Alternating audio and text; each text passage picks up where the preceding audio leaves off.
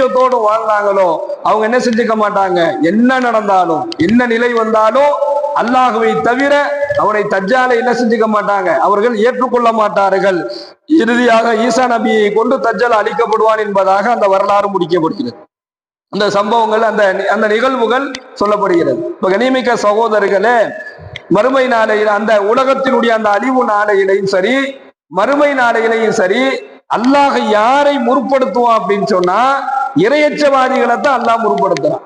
இரையச்சவாதிகளுக்கு தான் அல்லாஹ்வினுடைய முன்னுரிமை அங்க கிடைக்கும். யாரு அங்க அல்லாஹ் கூடத்துல சிறந்தவர்களாக ஆக்கப்படுவார்கள், சஜிதா செய்ய அல்லாஹ் சொல்லுவான், ஆனா சஜிதா செய்ய முடியாது.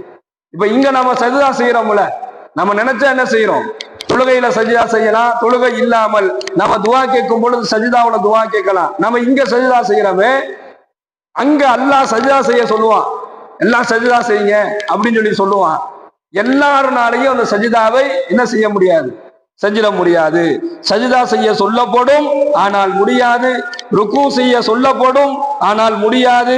இறை கட்டளைகளை ஏற்று தொழுகவில்லை என்றால் இங்க யாரு தொழுகைய சரியான முறையில் அந்த தொழுகையினுடைய அந்த தொழுகையை நிறைவேற்றலையோ, அதுல யார் பொடுபோக்கா இருந்தாரோ, நாளை மறுமை நாளையில அல்லாஹ்வுக்கு முன்னால் அவரால் சஜிதா செய்ய முடியாது, அவரால் ருக்கு செய்ய முடியாது. அதே போன்று முகஸ்துதிக்காக வேண்டி ஒருத்தர் தொழுகிறார், அவருக்கும் அந்த நிலைமை தான் அங்க ஏற்படும்.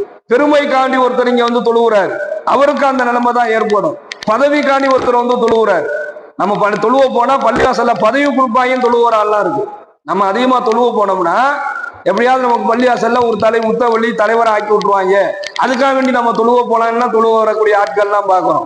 அந்த பதவி வந்து தொழுவக்கூடியவரை பார்க்கிறோம், அது கொஞ்ச நாள் போன பிறகு அவ்வளவுதான், அந்த தொழுகை முடிஞ்சிடும். இந்த மாதிரி முகஸ்துதிக்காக வேண்டி, பதவிக்காக வேண்டி, பெருமைக்காக வேண்டி யார் இங்க தொழுகிறாங்களோ நாளைக்கு இவர்களை நாளை மறுமையில அல்லாஹ் சொல்லுவான், நீ சஜிதா செய்யுமா, அவரால் சஜிதா செய்ய முடியாது. நீ ருக்கு செய்யுமா, அவரால் ருக்கு செய்ய முடியாது. என்ன காரணம்னா ஸல்லல்லாஹு அலைஹி வஸல்லம் அவங்க சொல்றாங்க, அவருடைய முதுகுக்கும் இடுப்புக்கும், ஏன்னா முதுகும் இடுப்பும் சரியா இருந்தாதான் குடிய முடியும், நிமிர முடியும். ஸல்லல்லாஹு அலைஹி வஸல்லம் அவங்க சொல்றாங்க, அவங்க முதுகும் அவங்களுடைய இடுப்புக்கு கீழ்ப்பகுதியும் வளையாது, அது மரப்பலகையை போன்று அப்படி நின்ற நிலையில் ஆகிவிடும் என்பதாக நாயகம் ஸல்லல்லாஹு அலைஹி வஸல்லம் அவர்கள் கூறி காண்பிக்கின்றார். இப்போ கண்ணியமிக்க சகோதரர்களே, இங்க என்ன இரையச்சம் இருக்கோ அதை கொண்டுதான் அல்லாஹ் அங்க உயர்த்துவான்.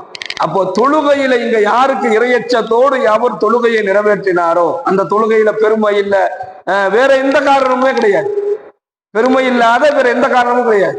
இதெல்லாம் இல்லாம அல்லாஹ்விற்காண்டி ஒருத்தர் தொழுகையை நிறைவேற்றினார்னா அல்லாஹ் மன்னிப்பை வழங்குறான், தஜ்ஜாலுடைய பிடியில்